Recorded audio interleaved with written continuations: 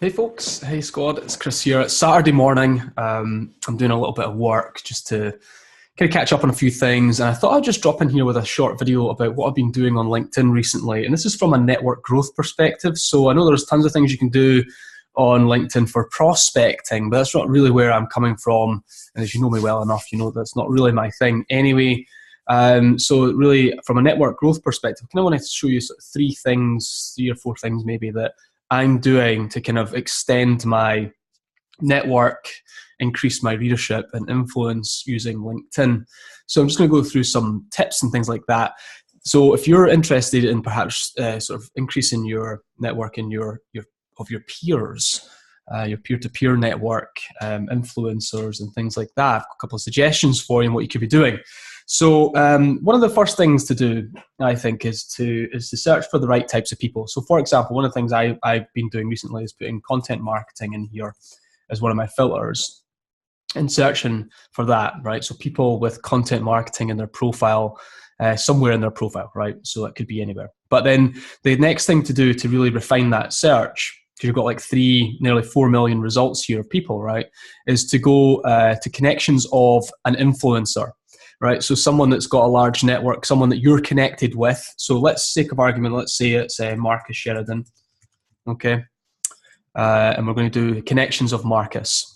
And then I'm going to do second connections of Marcus, right? So this is people that Marcus is connected with that I'm not, that I should connect with because we've got someone in common, right? So what I'll start to do is, I think when I started doing this, there were something like 500 and something results. And I've been slowly chipping away at this, and you can see invites sent here already. So what we're going to do is we're going to scroll through to maybe just pick page 7 or something like that and pick someone that makes sense that we connect with. So there's a guy, who's Don, we've got a couple of shared connections here, brand builder, growth hacker, right? We've got Sean, innovative and experienced business development person. We've got Alex MacArthur here. We've got 18 shared connections, digital marketing content, right? So we're going to click connect here. I'm going to add a note. And then, that's the wrong copy and paste, right? So the one thing I've done is I've got a copy and paste kind of thing that I do. So if I just go to someone that I've connected with recently, I'll be able to copy this out. So this is what you need to do, is have something to copy out on. I'm trying to figure out who I've connected with really recently. Let's have a look and see. Let's scroll down to people that I've just connected with. Here we go. Here's someone here. So here, hey Joe, we haven't met. We both work in the content marketing space. So I'm going to copy that out. I thought I had it already saved. I'm going to copy that out. I'm going to go to Alex. I'm going to add note.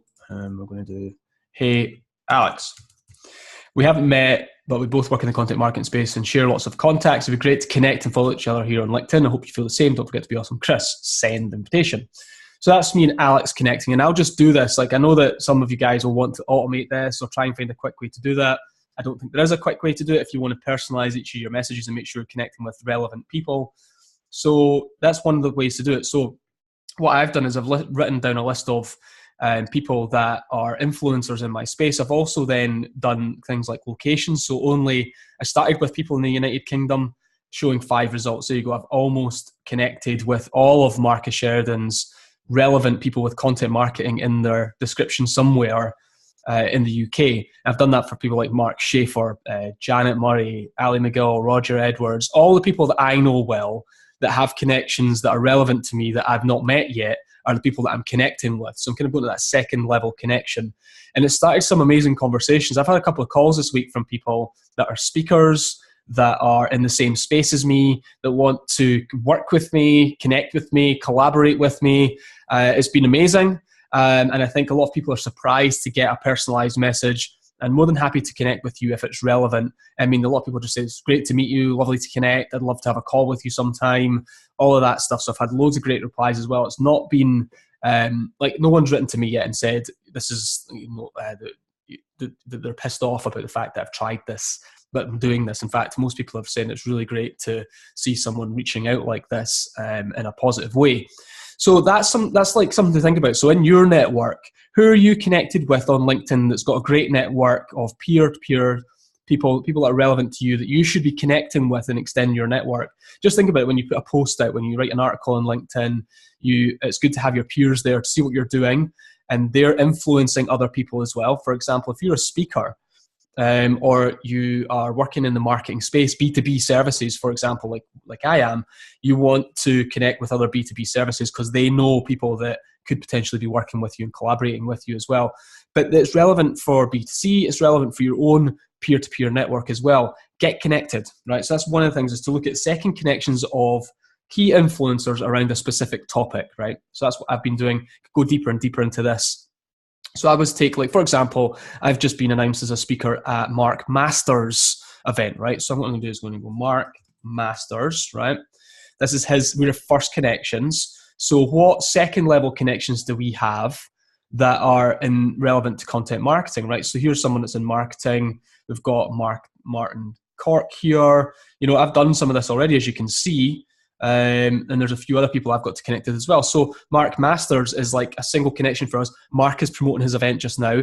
I'm tagged in a lot of his posts. So it makes sense that I connect with these people, and they see Mark and they see Chris together on his profile, and then they see it on my profile, and it makes a lot of sense, right? So it's really highly relevant connections that we're making there. So that's number one. So think about influencers that have peer-to-peer networks that you can connect with and should be connecting with. That's the first tip I've got. The second tip I've got is when you are speaking at an event or you are in a listicle, right? So for example, I was recently in top 50 B2B marketers at B2B in Marketing Prof's event, right? So I literally went through the list and found every single one of them on LinkedIn and said, hey, we've both been mentioned in Lee Odin's list. Be great to connect, right? And that was a great way to connect to my peers. Okay, so that's the first thing that I did, was when I was on a list, I connected with other people. I've recently just been announced as a speaker at Startup Summit, which is on Wednesday, just coming up. And I went through the whole schedule and connected with every single person on the schedule. Say, it'd be great to see you at Startup Summit next week. And people have got back to me and said, oh yeah, I did see you were speaking, or I'll come and see your session, or I'll take some photos and get onto Twitter for you. Let's grab a coffee, let's meet up. I also then took that opportunity to message people that I was already connected with and say, hey, I'm looking forward to seeing you next week as well, all on LinkedIn. So when you're speaking at an event, it's good to connect with all the other speakers on the stages as well. No one does that.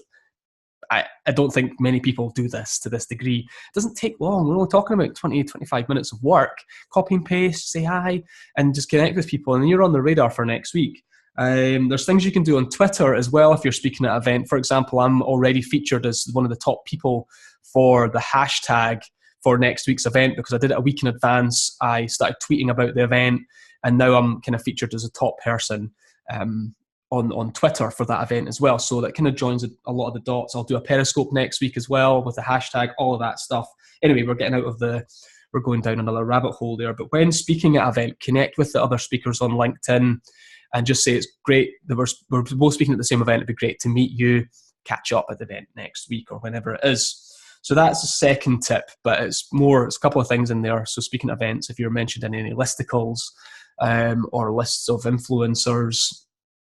Okay, so that's the second tip. The third tip I've got is, I'm going to jump into my email here, is to use Rapportive in Gmail.